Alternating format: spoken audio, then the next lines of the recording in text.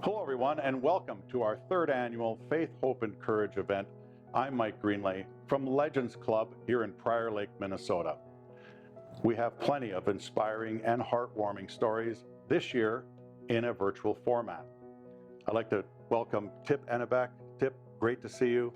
Faith, Hope, and Courage, it's been something that came from a lot of inspiring stories, some of them based on what you call real life heroes, but also some heroes of the past that involve cowboys. Tell us how cowboys and the Wild West figured into this. Well, I grew up in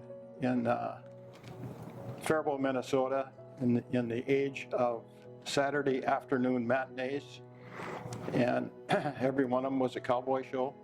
So you had all kinds of different cowboys. And we never missed. I mean, you could go to the movie, buy a holiday sucker, and it would last the whole show, and see the cowboys, the Wild West heroes portrayed in those movies. My favorite one was the Lone Ranger in Tonto. Why? It was the first time I knew about diversity and equal opportunity. Here you got a white man and a red man working together to solve problems. We need some more of that. And the best part of it that I liked, and what I've tried to surround myself with and teach people about, is like the Lone Ranger and Tonto. They rode into a community because there was a problem, solved the problem, and rode away with no look at me, just rode away and went to the next problem. That, to me, was hero, okay? Heroes, but played by actors, as we well know. Mm-hmm. But you've also been fortunate enough to know a lot of real-life heroes. And those real-life heroes have inspired you to have this event so that you can continue to tell the stories of these real-life heroes. Some of the inspiration for you came from different places. One of them, your parents. Absolutely. So Diane and I, my wife, were lucky enough to be raised in families that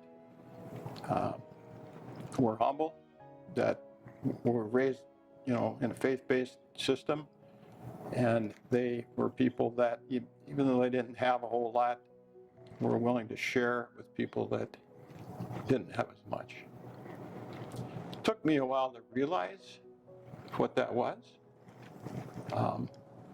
but I think that upbringing and applied through all the years of growing our family and trying to teach our kids to do the right thing, and finally being in a position where I wasn't in the daily grind of 14-hour days, to take time and start paying back a little bit. Inspiration comes from a lot of different places. As you just mentioned, your parents. There's also other people in our lives. And for you, another close personal connection was a friend and teammate from North Dakota, where you went to university, Don Gulseth and his family. Tell us how that connection inspired you. Well, Don Gulseth was a good friend, and he was, until the time that he passed away, he was actually blessed very well by tremendous athletic ability. He was a big, strong, fast kid. He had everything, basically, and he was humble. He was somebody that was a good friend and always reached out to help. He ended up being, lucky in a lot of ways, but unlucky in the worst way, and that is that he basically had type 1 diabetes, and he was fine, and he was battling it, but we didn't know it when we were playing. He ended up playing for the Chicago Bears for a while, and I stayed in touch with him a lot, but I saw him go through this whole process of this diabetes just basically cut him in half, and he ended up with multiple surgeries, transplants, pancreas, liver, insulin, in and out of the hospital. But he was somebody that no matter how bad a day, when I knew him and after I was in working, there was a lot of stress in my life, and I would have issues that I had to deal with, and I thought they were important. You go and talk to Don Gulseth, and here he is fighting for his life, and he makes you feel better. And he continued to do that. His family supported him. They all, when somebody has a problem like that, it's not your problem, it's the whole family has the illness. I've seen that many times. But he continued to have this bright outlook. You couldn't keep him down. So there's a story about Don. It's a true story. He decided to retire. He had to retire, I guess, because of his health. But he got restless. So he bought a semi-truck and a trailer and got a contract with the PGA Tour to haul bleachers from one venue to the next, okay? So he's out in New York picking up bleachers to haul them back someplace else. And somehow or another he goes off this cloverleaf and turns the truck over, and he's hurt very bad. They had to air rescue him to a hospital, and his wife rushed out there, and they got him in the hospital, and she found out that they, had flown him in a helicopter to the hospital. So the first thing when she gets to see him, she said, "Don, what were you thinking in your state of health and laying by the side of the road waiting to be airlifted to this hospital?"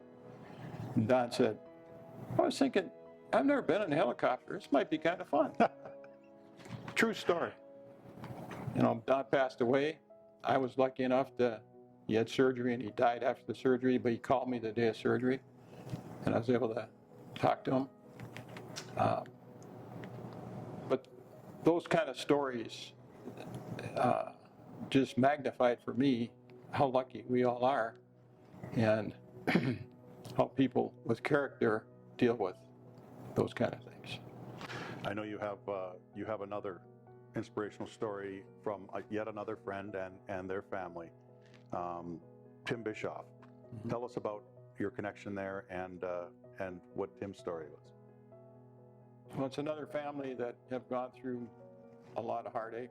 Tim and Joni and their kids, and Grant was how we got connected, because Grant Bischoff and Jake were freshmen at the University of Minnesota together, played hockey together. So we got to know the Bischoffs, and early in knowing them, we didn't know that there was anything that Tim had. But by the time that kids were through with their college career, Tim was basically in a wheelchair, and he had MS.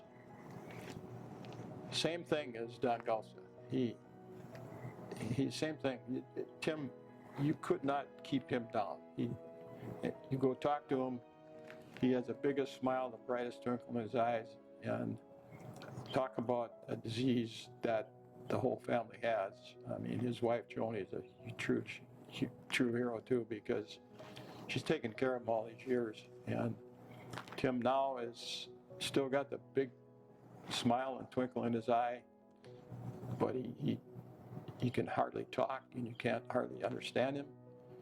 He sits in a wheelchair, lays in bed, and still he is an inspiration by the way that they are, with the courage and the faith and the hope that they and the Gulseth family exhibited every day. I'm sure not just when somebody else outside their family was talking to him, but inside, because if they didn't live their life that way, they could not hide it. Well, one of the interesting stories, much like the Gulseth story with the Bischoff family, and actually our families together, is that Diane and I, when the kids were out of or just out of hockey or just getting out of hockey, we did several fishing trips up into Canada with families of the players. And Bischoffs were on a trip with us several times. Tim, of course, in a wheelchair. And this kind of illustrates Tim's sense of humor. But the boys would lift him in his wheelchair and put him in the middle of the boat. And then we'd go out fishing. And this is a big Canadian lake, all kinds of islands, and everybody kind of go their own way. Hot, sunny day, and Tim was not very good being in the sun that much. So there, he's fishing with a couple of guys, and they go by this island. He looks up at the top of the island, and there's a big tree right at the top of the island. And Tim says, "Stop, get me up." He said, "Take me up there." He said, "Let me sit under the tree because I'm too hot." So they did. They pulled him out, and somehow they got his wheelchair up the top of the island. And you could see this tree on the island for miles away every place. So he's up there in his wheelchair. The boys leave, and they go fishing. So there's no boats around this island. They're all spread out everywhere else. And Tim tells a story when we come back to get him about how many people drove by. Tim's up there sitting in a wheelchair. You can see his wheelchair. There's no boats around anywhere, and they're going. And he goes, laugh and laugh and laugh. We came back. We laughed about that for years. And it's an example of the spirit that they have. And those people, there's a lot of them, and we've had stories of a lot of people that have gone through a lot of things and recovered, and that to me is what this is all about. Well, thank you for those stories, Tip, and obviously the inspiration for Faith, Hope, and Courage. We have 4 feature stories for you in this year's event, beginning with every third Saturday. Chances are you've never driven down this South Minneapolis street, and if you had, you probably wouldn't have noticed Rick's Place every third Saturday, or the free retail store for homeless vets on the corner. But the purpose of this block, the location, and the people responsible for it are crucial to the well-being of military veterans, many of whom are homeless. Every third Saturday started with Tom McKenna and his first compelling meeting with a homeless vet. Yeah, I met my first homeless veteran while I was working for a big soft drink company in town. And I had seen him there and didn't want to interact. I was embarrassed. I was confused. What homeless vet? I don't know what that means. So it bugged me. I talked to my wife Jessie, and kind of kept me up a little bit that night. So I went back the next day and talked to that person who turned out to be an Army veteran who had come home from overseas, and his wife and kids were gone. No forwarding address.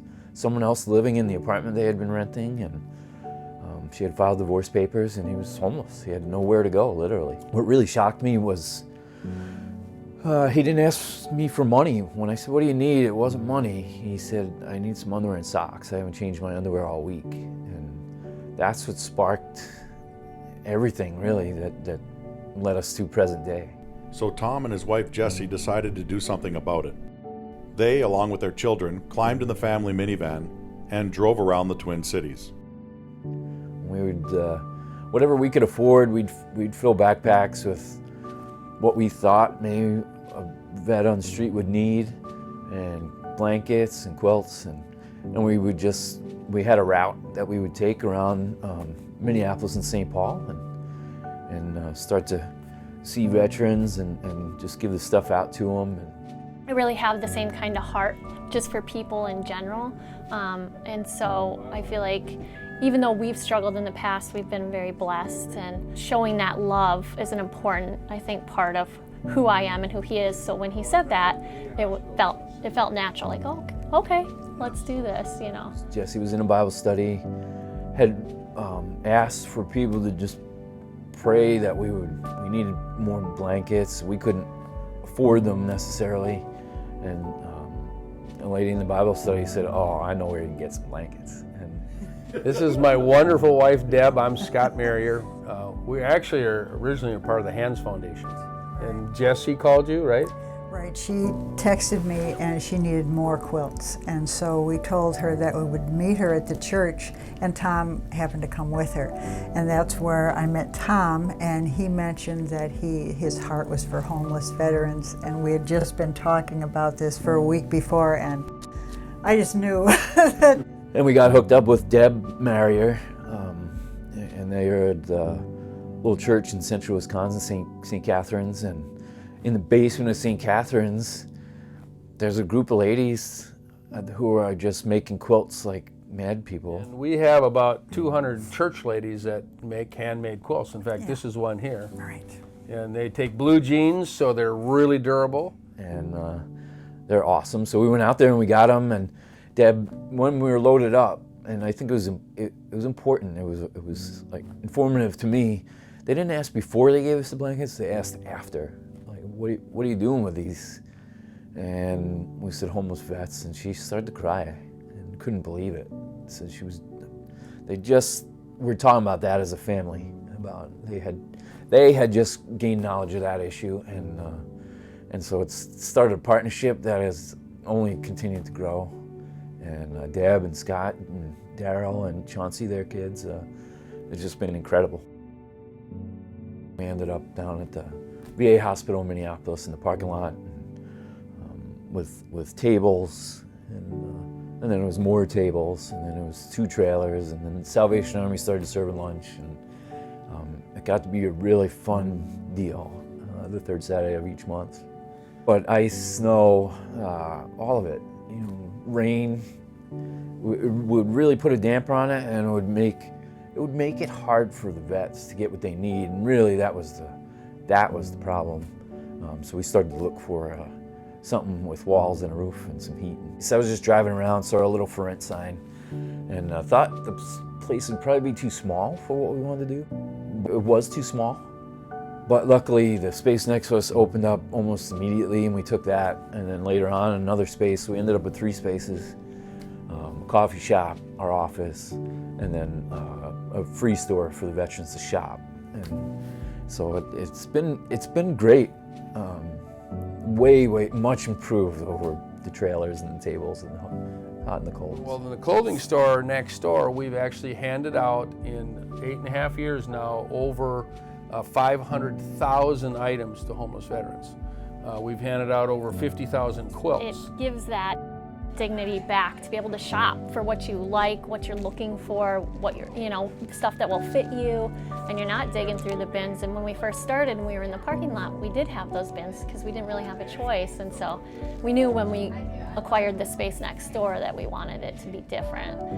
I'm hoping in the future it will be even more like a store, even more pleasant to shop through. Right now we're just working with the space we have and just making it, usable the way we need to use it.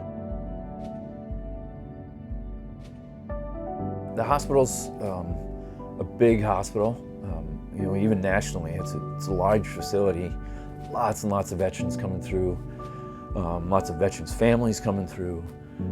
So we have that, and that was pretty obvious, but less obvious is that within 2 miles of the space we're in, there's over 300 veterans living in subsidized or transitional housing. And those are the veterans we really want to come and walk alongside, because they are in transition, and that's what we want to be all about, is helping them. I worked in a 6-man unit, and that was my tribe, and many other vets who relate the same thing. And when you get home, that tribe, it's gone. It's literally overnight, disintegrated, gone. And so now you're surrounded by people who don't understand. They love you, and they desperately want to understand, and hopefully they come to a point of acceptance. But they don't get it. And if you don't have that, loneliness is right behind you. It's coming like a freight train, and if you don't have a community to reestablish that tribe, you're fighting the battle alone. And unfortunately, man, it's hard to win that battle alone. And so you got to reestablish that tribe and community, and that's really what we're trying to do. The suicide rates have skyrocketed with homeless vets or vets with post-traumatic stress. Every day, 22 veterans commit suicide. This is insanity. Something's got to change. And so we try to earn their trust, and that's where Tom and Jesse come in. You've met them, there's something on them, they have a gift. And our facility here has been sold, and we have to move out. And so we bought the building next door.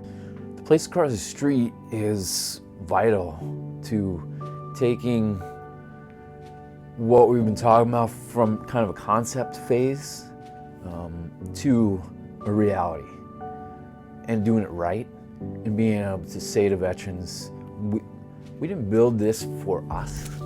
We didn't build this thing for every third Saturday. We built this for you. This is ours, and this is yours. That new place is going to be set up from brick one to serve that purpose, and serve it solely, but serve it perfectly. Absolutely incredible. Beyond anything I could have ever dreamed of. And just to see the exterior, just to see how it'll fit here in the neighborhood, I think it's going to be just gorgeous. They told me, dream big. And that's actually harder than I thought. When it came about and we started all, they covered every base, checked every box. Absolutely incredible. See, this old building was going to be what we call a VEAP, Veterans Resource and Empowerment Center. In the new structure, in the new building, half of the ground floor, about 3,000 square feet, will be that VEAP. And that's where veterans will be able to do all kinds of things, access services and resources, have social gatherings, watch the Super Bowl, whatever. And so I think that's going to turn out to be my favorite space. And it doesn't matter if you're here for the fitness room, it doesn't matter if you're here to use the office. We're going to have a full-service coffee shop. All kinds of reasons for veterans and their families to come here, and so connections will be inevitable. I've learned that God is a big God, and don't be afraid to follow the path that's been laid. And this is like just it's like a miracle, and so I can't describe it any other way. Hopefully provide an atmosphere where you can restore your faith, and hope is the big daddy. There's a term coined by a priest who works with gang members in Los Angeles. He calls it the lethal absence of hope. The only next step after the lethal absence of hope is suicide, and when hope is just gone. And so this is going to have hope written all over it. It'll be in the walls, it'll be on the floor, it'll be all through it. And then courage. It takes courage for a vet just to walk in a place like this is going to be. And so all three things are covered, and just in a way that I could never imagine. Every third Saturday is a story that continues to grow, and we can't wait to see where it goes. Our next story is about a man named John Engfer. By all accounts, he grew up in a nice suburb with a terrific family. He was a student athlete and excelled at both, captaining his St. Thomas College team. But having opportunity isn't a guarantee, and his path has seen extremes. I've been beat down by a Minneapolis Police Department on a high-speed chase. I've been tased, cracked ribs, got chewed up by a police dog after I was handcuffed. You know, our world, we didn't have trap houses or dope blocks. The thing that sometimes people might not understand is at one time, in a very short period of time, everything that meant anything to me, everything. You know, a girl I thought I was going to marry, a wonderful woman, right? A home I invested in. I had a nice car. I had great relationships with my family. You know, I had friends. I was in a couple weddings. And And what happened, I had an affair with a drug that came into my life, and it was a vicious spiral downfall. And you know what? I made a lot of poor decisions. A scripture that hit my heart in the Bible is because I've lived it, and it's made me stronger. The character in not giving up. 2 Corinthians 4, 8, and 9, it says, "We are hard pressed on every side, but not crushed, perplexed, but not in despair, persecuted, but not abandoned, struck down, but not destroyed." My life, you know, I've been successful and I've failed. I've had good and I've had bad. I've won, I've lost. And you know, I know pain, I know love. I've been beat down, I've been built up, I've been in prison. Now I recognize the privilege of freedom. I've hurt myself and others unintentionally, and now I help others and recognize it as an opportunity to better life and to strengthen community. I have suffered and I have survived. I had just been incarcerated, but something happened, and what that was is, you know, I made a call, and I still, it was December 24th, the day before Christmas, 2014. My dad answered. He didn't have to answer. And what he said is, "Your Uncle John is no longer with us." And my Uncle John was a solid person, a great man. And that was my dad's oldest brother.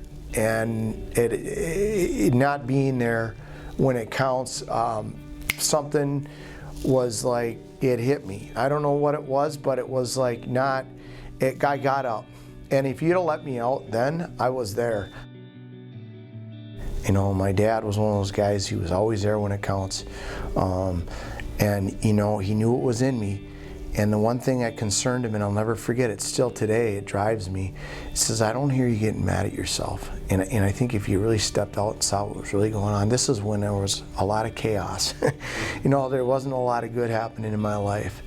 You know, I was lucky to have a dad who was there for me when it counts. I'm talking somebody for real that was there when it counts. He never enabled, right? You made your bed, now lie in it, right? I come from a tough core. I love that, right? It's a part of what got me where I'm at today. And I said, "Dad, what can I do to get on track here? You know, is there any insight?" And he said, "All in." And from that moment, I have not looked back. And what all in means is get right with family and get right with community. My uncle, who's near and dear, he knows the school Hard Knocks. He says, "You know, Johnny, you know wrong when you're wrong, not because someone told you. It makes right that much more. Better son, better brother, better friend, better significant other, given the opportunity, but you got to tend to your garden. You got to take care of what matters, what's important. You got to be there when it counts. You can say all you want to say, but actions speak louder than words." The pathway to me, in what I look at now, is what it takes is you keeping your agreements, committing to positive change, but then working at it. And I don't want to bring anybody back through that again myself. You can have remorse and be sorry for where you've been and maybe where you didn't need to be. When there's remorse, there's a sanctification. So anything good isn't given, it's earned, right? And so it's like, it's such a beautiful thing, because then it gives it more value. In those challenges, then we become stronger. When I said all in, I did what I felt I needed to do to get better from where I was at that moment. And so I had, at the time I was in Dakota County, my bail was like $25,000, which in the grand scheme of things isn't much, you know, but I stayed. And I went into Inmates Motivated to Change unit. I got into a program called Moral Recognition Therapy. The point of the program was that it really endorsed community and like how your words and actions affect people outside yourself. I really felt every step. I was one of 3 to ever graduate that incarcerated. It took 6 months. I had to continue to progress and persevere to each step, and when I graduated, I knew it wasn't it was that I had an opportunity to do what I said I was going to do, and I completed, and that was my step one.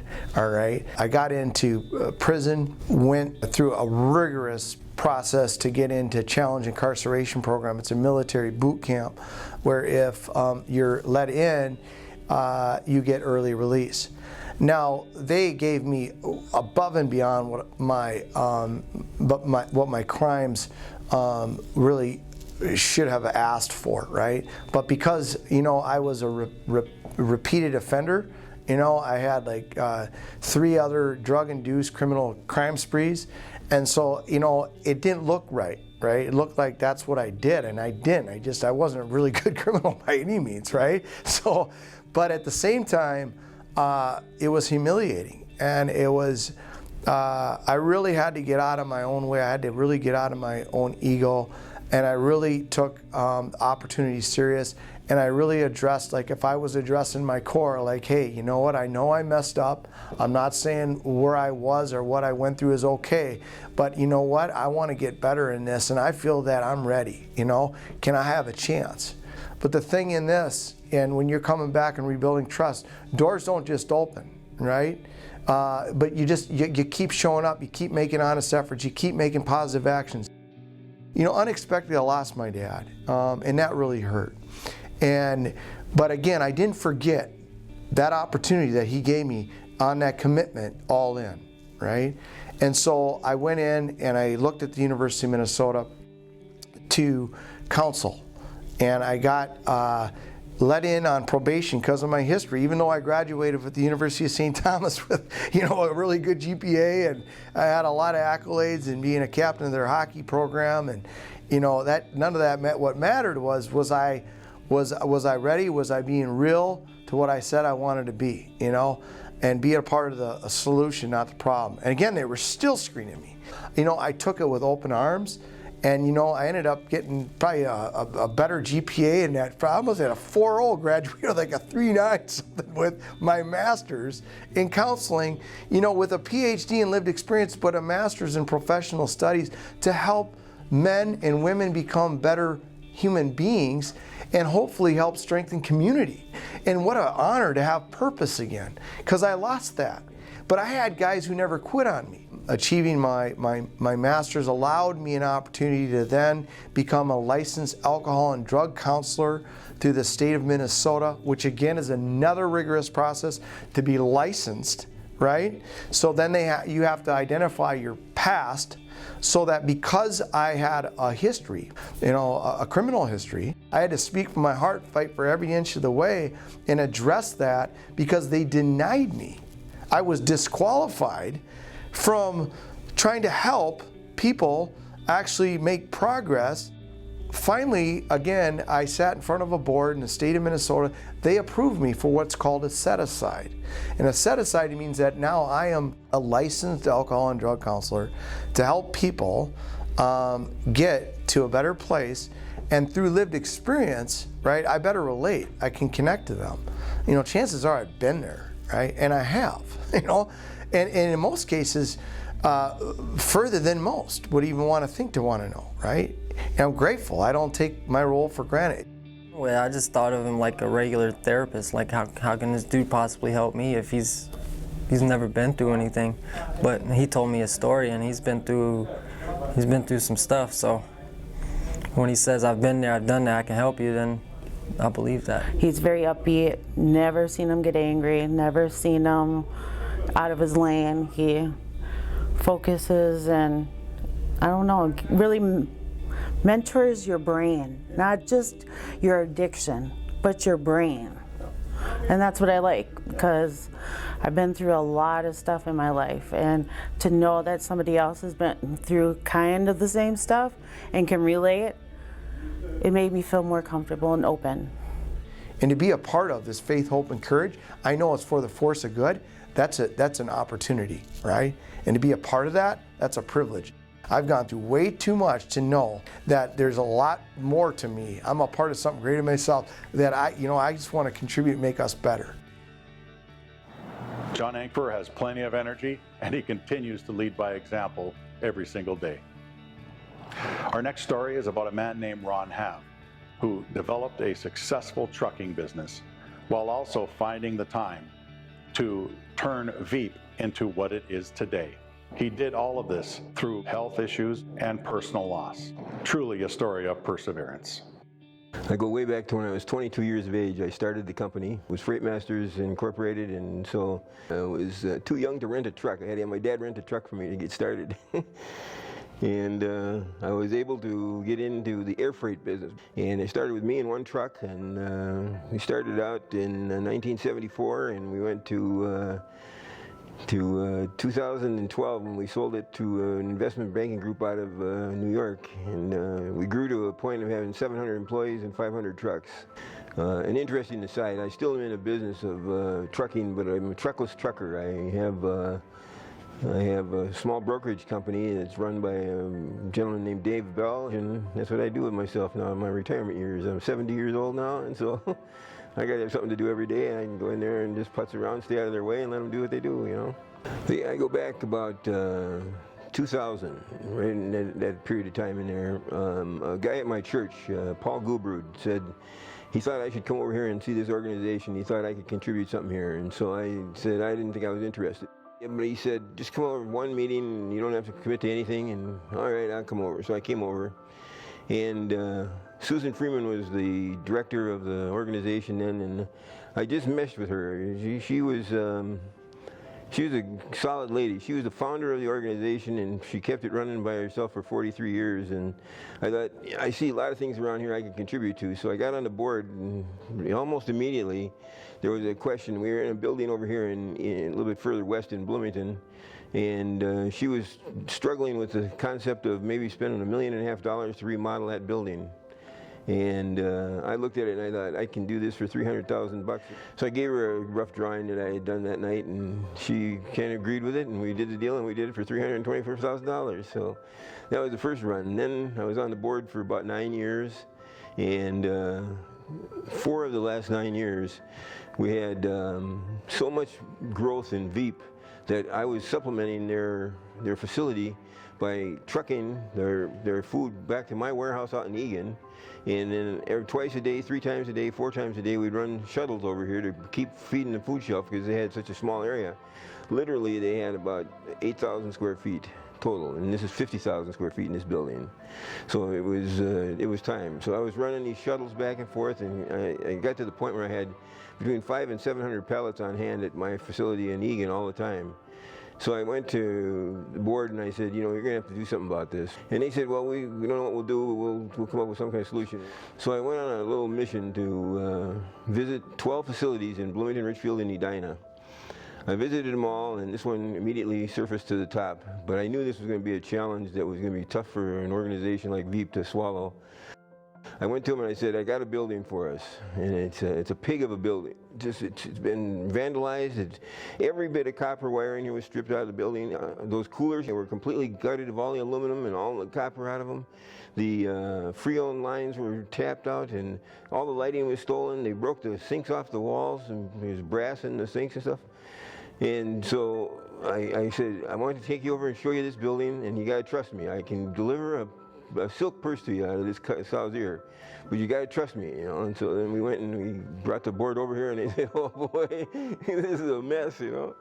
It was almost a divine inspiration. About 2 months after we started the process of looking into the building, and we were starting to get plans drawn, and we were going to remodel half of it for our use, Susan got contacted by Hennepin County and said, we're here doing something with a building out in Bloomington, and we need a facility out there for our home social workers and stuff.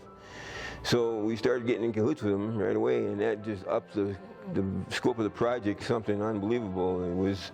But I decided to take the whole year of 2012 and devote it to VEAP. So I was here, I think they estimated I was 2,600 hours on site and 460 hours off site.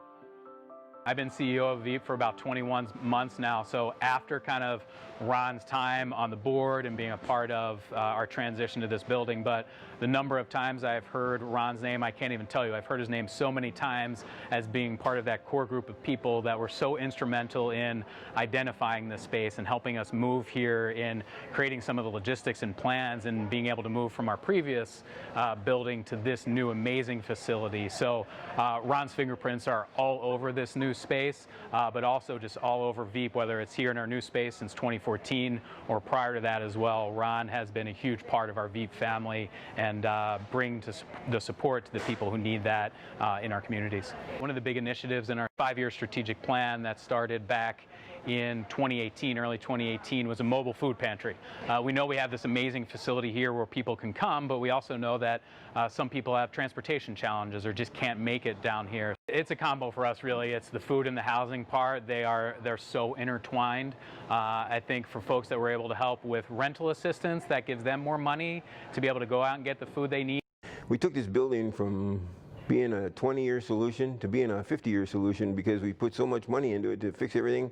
We sculpted the roofs, we did everything, and so the combination of the rent we got from Hampton County, the rent we got for the cell tower that's on top of the building that we put in here, and the rent for the highway sign, the billboard that's out in the back here, that would pay the mortgage for VEAP. So this was basically a free building for VEAP.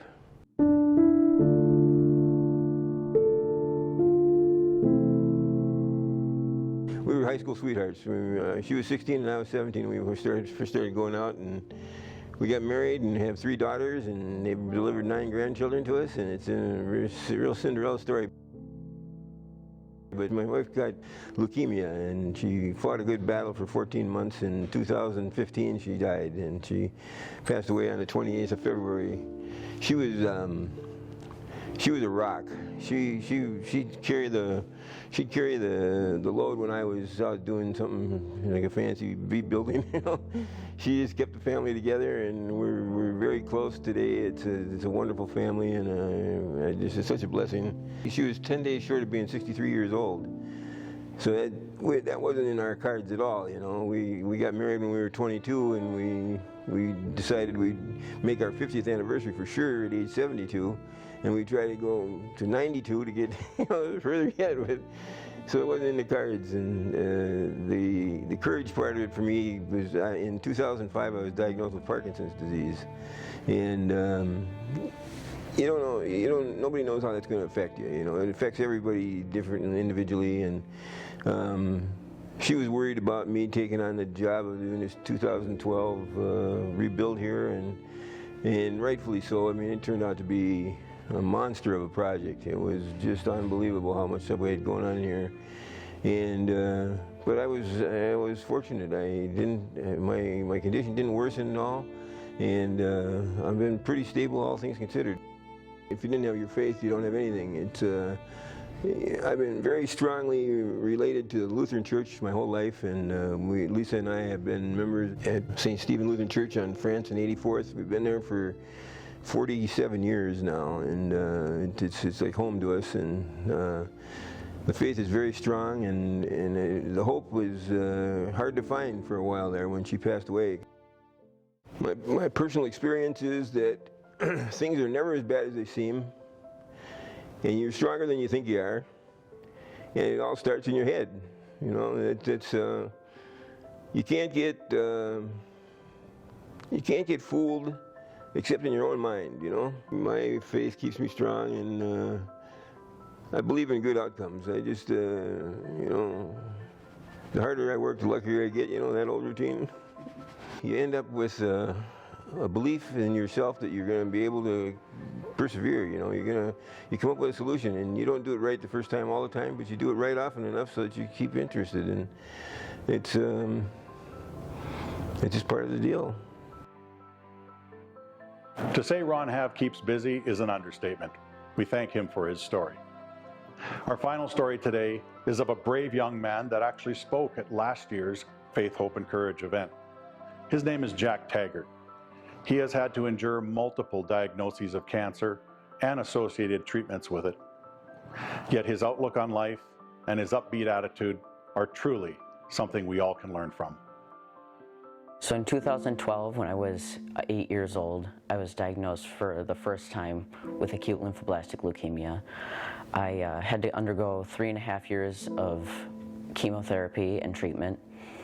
And then I was officially pronounced cancer-free. About 1.5 years later, I was re-diagnosed. The first relapse was devastating because you thought, okay, we did the hard work, he did the hard work, and that's behind us now. Our turn is done. Yep. Our turn is done. I spent a month in the hospital and then had to have a bone marrow transplant. So in October, I had the bone marrow transplant. That was about another month in the hospital. My brother happened to be a close enough match so he could donate the marrow. I spent 6 months on isolation, and then things were normal for a while. And then in summer of 2018, I began noticing pain in my hip. So we went in and got it checked out, and it turned out that all the chemo and steroids had caused avascular necrosis in my hip, and I needed to have a hip replacement. I spent 6 months on crutches, and in January of 2019, I went in and got my hip replaced. October last year, I was diagnosed for a 3rd time with leukemia. With the next relapse, when she called with that news, the first thing I asked her is, can he beat this again? Yeah. And when she said he could, we knew he would. If there's something to do, he'll do it. Yeah, absolutely. He did.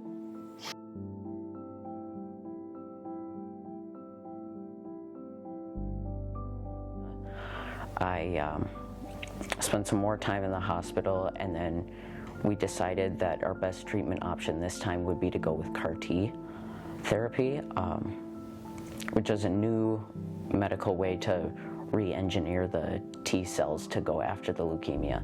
With this being a 3rd time, it's easy to think, gosh, this is going to keep happening, or maybe we can't get past this. But I know for me, the first time he was in treatment, in those first couple months, we were at the hospital, and I took a break from his room and went to the family lounge, and there was a magazine there with an article about CAR-T. It was very new at the time, and the first patient had it and had success with it, and I thought, oh my gosh, I wish this was available to everyone, not just a clinical trial. And so now, knowing that's where I feel like that's where he was meant to be. He was meant for CAR-T to be his cure. I underwent a couple months of chemo while they got the T cells ready. And then in February of this year, I had the T cell treatment infusion. I spent about 2 weeks in the hospital then. Yeah, I feel great now. Things have been going really well. We've gotten results back that all indicate things are going well. I'm doing every other week injection of antibodies to just keep my immune system where it's supposed to be while the T cell treatment does its thing. I think it's always good to have something to look forward to, something that you enjoy doing. Recently I've been connecting with an AYA cancer survivorship group, so it's all teens and young adults, and we just spend one evening every month. In the past it has been like we'd get together at the hospital and meet and have dinner or whatever, but now we've been doing it virtual, and that's been really nice, just being able to connect with people and have fun. That's been great. Hope Kids in the past has been a huge benefit to us, just giving us events to look forward to, movies, things to do as a family in a world where everyone knows what you're going through or has some idea anyway. It's kind of crazy for everyone who I guess has not gone through this, but like we've been doing the mask thing for 8 years, we've been doing the isolation for chunks of that 8 years. I think courage is something you just kind of have to find within yourself to be able to get through whatever it is that's going on. And hope, looking forward to something, finding something positive. The engineering, that's been a really fun course for me throughout the past 3 years. We've just gotten to do so many cool things, 3D printing, lasers, circuits, like just really cool coding things. Cool things that just are really interesting. So I don't know. I don't really know what I want to do, but I think that might be a career path that I may end up going down at some point. And then the broadcast has been a relatively new thing. Before I enjoy taking photos and video, but I never thought about going into it until I took this class. We produce a news show for the school, so everyone shoots their story, and that's all the camera work, all the editing, so that's really cool. And then we have a video studio inside the school, so everyone will eventually get to be an anchor, will get to be a director, will get to design the graphics, and so it's just really cool that you learn all these different aspects to broadcast, and that's really fun. Marching band has been great. My freshman year, when I was on crutches with the avascular necrosis, I actually got a Segway to ride around the school because our school's giant, so it would have taken me forever to get from one end to the other. So we worked it out with the dean, and they let me have the Segway. So for our halftime show at the Lakeville North, Lakeville South game, both the school bands got together to do one big show, and I was actually on the Segway with the tuba marching. It was really fun. I think a lot of our strength actually comes from Jack too, seeing the way he soldiers through a lot. I know even the first time around, I feel like he faced it better than we did. For sure. And so we thought, well, we better buck up because he's ready to go, and we need to be ready to be there for him. He definitely handled it with much more grace than we probably did at first. So we learned to rely on each other. There's a lot that goes on in logistics with the other children and family, and you still have a house to take care of. And I think that really strengthened our relationship. For me, I have faith in that CAR-T was what Jack needed. I think I hate to say with everything, every diagnosis, everything that came along, we always had, you have to have the courage, just from within to face what's coming up, and you have the hope that you're going to get through it okay, and you have the faith that you're doing everything that you need to be doing, and you have surrounded yourself with people who have that same goal in mind. And it's been a long, hard journey, but watching Jack, like I said before, has given us the courage and just watching him go through it. With small things that come up, I am usually able to figure out how to get through it, because no matter what it is, it won't be any more difficult than what has already happened. Well, what a great kid. Jack, all the best to you and your family. It's my pleasure to bring in Jake Enebak and Eric Hendrickson. Both of these gentlemen have been instrumental in Faith, Hope, and Courage. And Jake, what is Faith, Hope, and Courage? What has it meant to you? Well, it's sure been inspiring. TIP started a couple years ago with an idea of bringing these people together, and it's grown each year. I think it's gotten better each year. I certainly think you can see him diving into it and the wheels turning, and so it's been a passion for him, which is kind of exciting for me.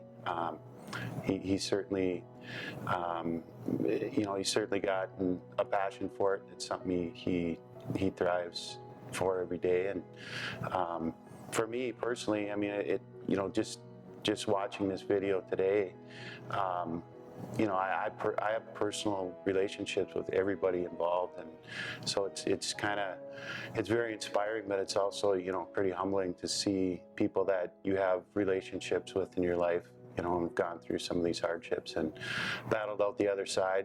Very inspiring. Just neat to see, and the personal relationships I have with these people is something that I take from today and help me live my life the way I should, I guess. Neat stories. Thank you for doing it. Well, thank you very much, Jake. Eric, same thing. Faith, Hope, and Courage. What has it meant to you, and how has it inspired you? Well, it reminds me of how blessed I've been in my life.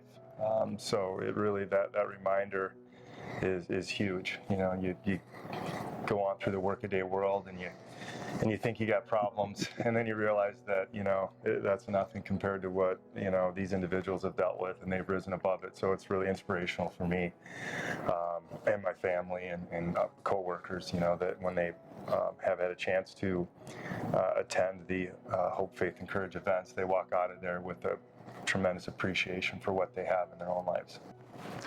Well, thank you both. We'd like to especially thank our feature stories every third Saturday. We'd like to thank Ron Have. We'd like to also thank John Engfer and Jack Taggart and his family. On behalf of Tip Enebak, Jake Enebak, Eric Hendrickson, and myself, we'd like to thank you for joining us. We hope that next year we can all be together again for the 4th annual Faith, Hope, and Courage. Until then, continue to be a force for good.